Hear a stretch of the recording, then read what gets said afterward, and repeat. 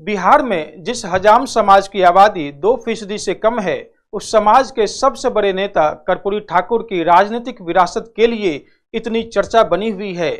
उन्हें हाल में ही भारत रत्न देने का घोषणा भी किया गया है। उनके निधन के 30 साल बाद इतनी चर्चा क्यों बनी हुई है?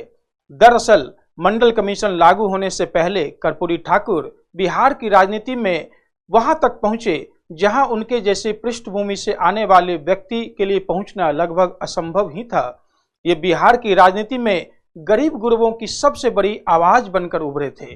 24 जनवरी 1924 को समस्तीपुर के पिधौंझिया, जिसे अब कर्पूरी ग्राम के नाम से जाना जाता है, वहां पर जन्मे कर्पूरी ठाकुर बिहार में एक बार उप मुख्यमंत्री, 2 बार मुख्यमंत्री और दशकों तक विधायक और विरोधी दल के नेता बने रहे।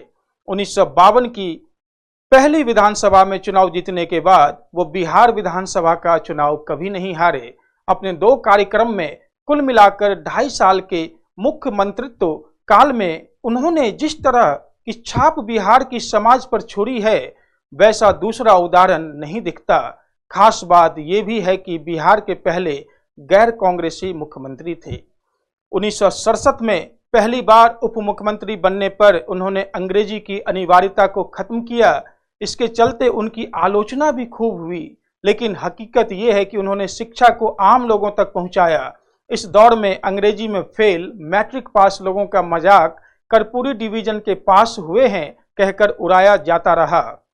1971 में मुख्यमंत्री बनने के बाद किसानों को बड़ी राहत देते और उन्होंने गैर लाभकारी जमीन पर मालगुजारी टैक्स को बंद कर दिया। बिहार के तब के मुख्यमंत्री सचिवालय की इमारत की लिफ्ट चतुर्थ वर्गीय कर्मचारियों के लिए उपलब्ध नहीं थी। मुख्यमंत्री बनते ही उन्होंने चतुर्थ वर्गीय कर्मचारी लिफ्ट का इस्तेमाल कर पाए, ये सुनिश्चित किया। आज की तारीख में भले ये मामूली कदम दिखता हो, लेकिन संदेशात्मक राजनीति में इसके मायने बहुत ज्यादा थे। उस दौर में समाज में उन्हें कहीं अंतरजातीय विवाह की खबर मिलती थी तो उसमें वो पहुंच जाते थे। वो समाज में एक तरह का बदलाव चाहते थे। बिहार में जो आज दबे पिछड़ों को सत्ता में हिस्सेदारी मिली हुई है, उसकी भूमिका कर्पूरी ठाकुर ने बनाई थी। 1977 में मुख्यमंत्री बनने के बाद मुंगेरी लाल कमीशन लागू करके राज्य की नौकरियों पर आरक्षण लागू करने के चलते वे हमेशा के लिए सवर्णों के दुश्मन बन गए। लेकिन कर्पूरी ठाकुर समाज के दबे पिछड़ों के हितों के लिए काम करते रहे।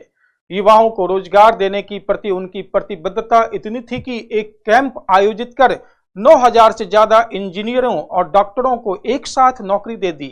इतने बड़े पैमाने पर एक साथ राज्य में इसके बाद आज तक इंजीनियर और डॉक्टर बहाल नहीं हुए।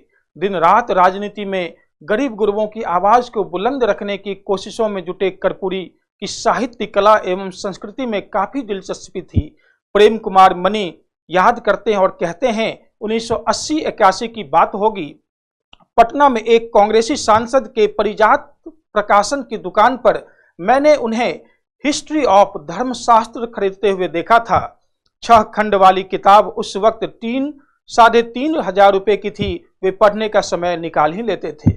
उत्तर प्रदेश के कदावर नेता हेमवती नंदन बहुगुणा ने अपने संस्मरण में लिखा, कर्पूरी ठाकुर की आर्थिक तंगी को देखते हुए देवीलाल ने पटना में अपने एक हरियाणवी मित्र से कहा था, कर्पूरी जी कभी आपसे 5-10 हजार रुपये मांगे तो आप उन्हें दे देना, वे मेरे ऊपर आपका कर्ज रहेगा। बाद में देवीलाल ने अपने मित्र से कई बार पूछा, भाई कर्पूरी जी ने कुछ मांगा?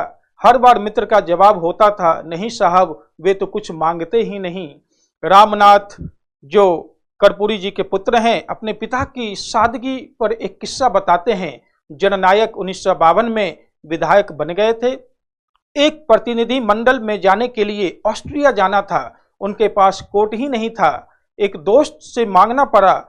वहां से युगोस्लाविया भी गए तो मार्शल टीटो ने देखा कि उनका कोट फटा हुआ है और उन्हें एक कोट भेंट किया।